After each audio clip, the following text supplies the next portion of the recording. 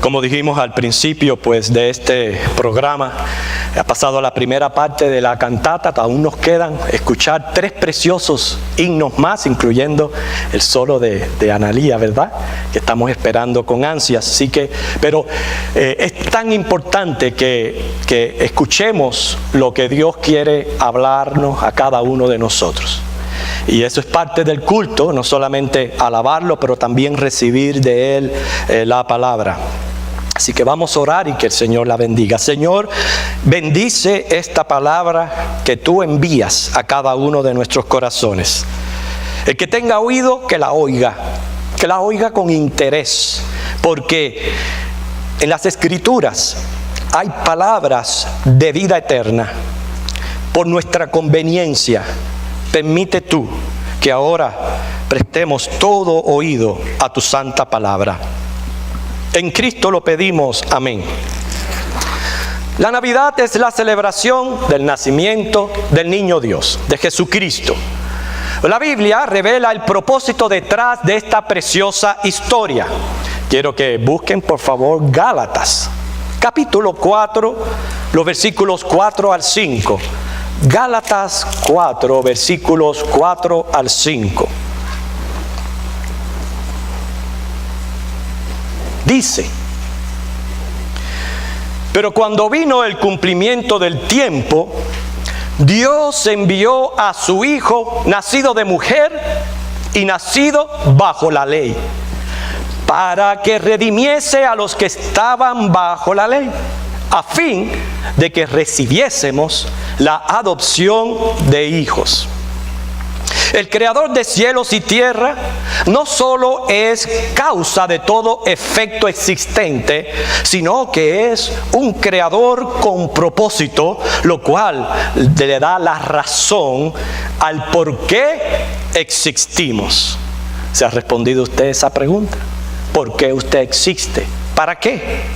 Yo quiero hoy compartir brevemente un misterio divino. No todos los hombres lo entienden, pero ayudados por el Espíritu Santo, que Él aquí entre nosotros nos pueda auxiliar en entender este misterio que yo quiero compartir con ustedes. Es un concepto que yo le llamo las 3 D, la letra D de Dios: designio, decreto, deseo. Un designio es el propósito de hacer algo. Dice el Salmo 24:1: de Jehová es la tierra y su plenitud, el mundo y los que en él habitan. Por eso los que habitamos el mundo deberíamos preocuparnos e interesarnos en conocer el propósito de Dios para nuestra existencia. Ese es el designio de Dios, de establecer un reino eterno. Ahí les revelo el misterio. El designio de Dios al crear es establecer un reino eterno, un reino santo, un reino justo. Me refiero al glorioso reino de los cielos. Y para esto Dios tiene un plan que se ha de cumplir sin falla. Sabemos que todo reino tiene un monarca. Bueno, pues Jesucristo es ese Rey de reyes y Señor de señores. Y todo reino tiene sus súbditos. ¿Quiénes son? Todos los creyentes de todos los tiempos que forman el pueblo de Dios, según 1 Corintios 15, 24 al 28. Así que ese es el designio de Dios. Pero hablemos ahora de la segunda D, un decreto. Un decreto es una decisión tomada por una autoridad competente. Dios es soberano. Por tanto, con total autoridad, Él decreta, o sea, decide, como dice Efesios 1:5, según el puro afecto de su voluntad. Que fue lo que Dios decidió, según su decreto, crearnos como a su imagen. Hablo de entes, que no solamente somos materia, sino entes intelectuales, emotivos, volitivos, movidos por la fe. Por ende, Dios decreta de acuerdo a su designio. ¿Recuerdan el designio? De establecer un reino de los cielos. Y que ese reino se caracteriza por santidad, justicia, equidad. Por tanto, como nada inmundo puede entrar a este glorioso reino, es que entonces Él decreta algo que es importante que usted escuche. ¿Cuál es nuestra dificultad? Nuestra naturaleza pecaminosa. Por pecadores estamos imposibilitados de entrar a este reino, menos autojustificarnos ante Dios. ¿Por qué? Porque diariamente, de alguna manera u otra, nos rebelamos en contra de la voluntad de Dios. Por lo que, y esto es lo glorioso de lo que celebramos, ese rey de este reino es también el Redentor. Miren eso, el Mesías, el Salvador de su pueblo. Juan 3, quiero que busquen este versículo, Juan 3, 16 al 21, estamos tratando el decreto de Dios. Juan 3, 16 al 21.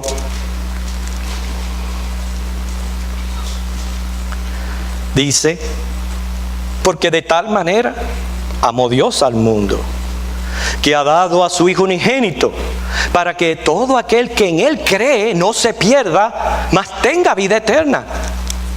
Porque no envió Dios a su Hijo al mundo para condenar al mundo, sino para que el mundo sea salvo por Él. El que en Él cree, aquí ya este es el decreto, lo que Dios está decretando con toda autoridad y se ha de cumplir, sin falla, tanto lo uno como lo otro. El que en Él cree no es condenado. Pero también se ha de cumplir lo segundo que dice, pero el que no cree ya ha sido condenado porque no ha creído en el nombre del unigénito Hijo de Dios. ¿Entienden? Ese es el decreto de Dios. Dios decreta que el que cree en su Hijo va a tener vida eterna. Pero el que no cree en el Hijo ya está condenado. ¿Entiende el decreto de Dios según su designio? Nos falta ver la tercera D, el deseo. Deseo es querer algo. Y la Biblia expresa con toda claridad lo que Dios quiere, lo que Dios desea. ¿Sabe qué es lo que Dios desea? Porque Él es amor. Que todos los hombres sean salvos. Me refiero, ahora no todos los hombres que están allá afuera, aquí, en esta sala, que cada uno de nosotros que estamos aquí seamos salvos.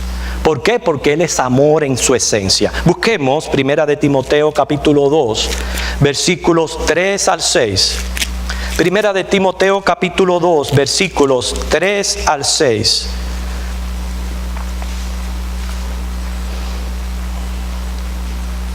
Aquí vamos a encontrar decreto y deseo. Dice, porque esto es bueno y agradable delante de Dios, nuestro Salvador, el cual quiere que todos los hombres sean salvos y vengan al conocimiento de la verdad. Dios le ha traído hoy aquí para que venga al conocimiento de la verdad, para que pueda entender este gran misterio divino, su designio, su decreto y su deseo. Dice el 5, porque hay un solo Dios, un solo mediador entre Dios y los hombres, Jesucristo hombre, el cual se dio a sí mismo en rescate por todos, de lo cual se dio testimonio a su debido tiempo. ¿Sí? Como Cristo se dio en rescate por todos, porque Él es amor. Él no desea la condenación de los hombres pecadores. Él no quiere que sean echados al infierno. Pero como Él es santo y justo, de acuerdo a su santidad y justicia, Él decreta.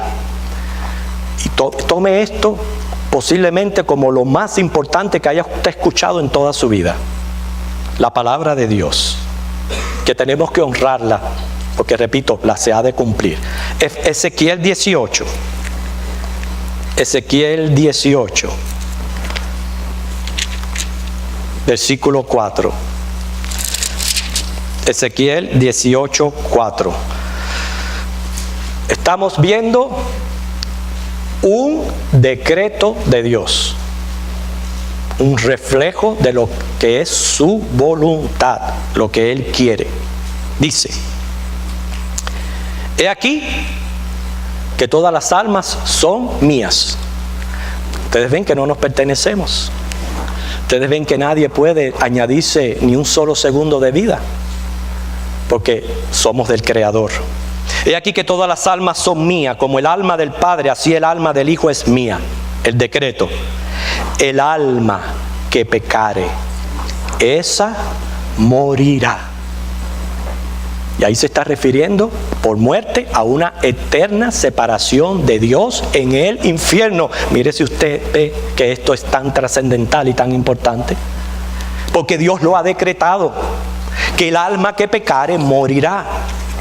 Pero miren el versículo 23, porque ahora aquí está el deseo de Dios. ¿Quiero yo la muerte del impío?, dice Jehová el Señor.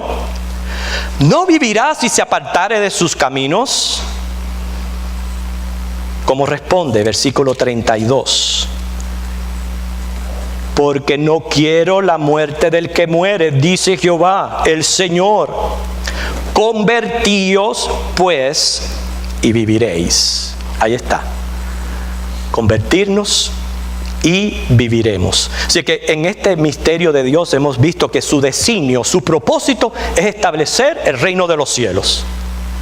Él decreta, o sea, refleja su voluntad, que todo aquel que cree en Jesucristo será salvo, pero el que no cree ya está condenado.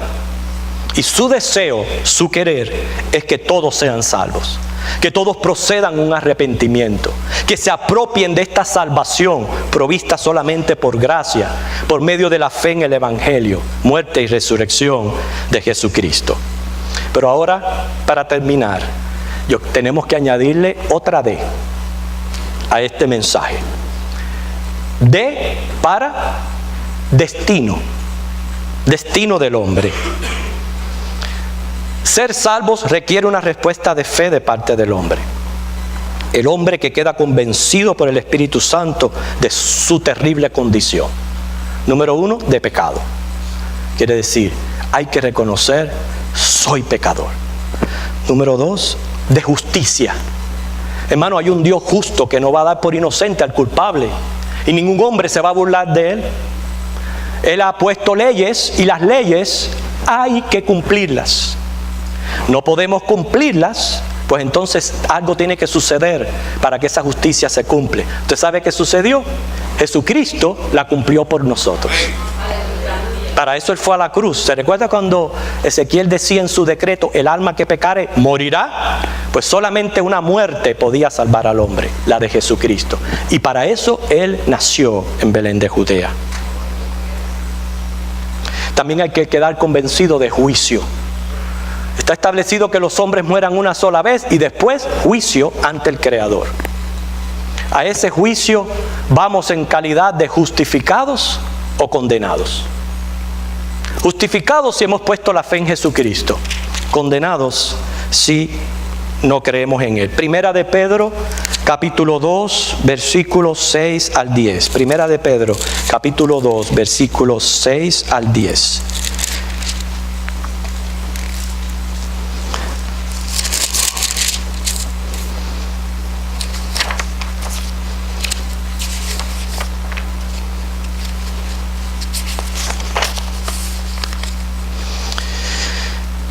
Por lo cual también contiene la Escritura: he aquí pongo en Sión la principal piedra del ángulo, escogida, preciosa, y el que creyere en Él no será avergonzado. Para vosotros pues los que creéis, Él es precioso. Pero para los que no creen, la piedra que los edificadores desecharon ha venido a ser la cabeza del ángulo y piedra de tropiezo y roca que hace caer, porque tropiezan en la palabra siendo desobedientes, a lo cual fueron también, ahí está nuestra cuarta D, destinados.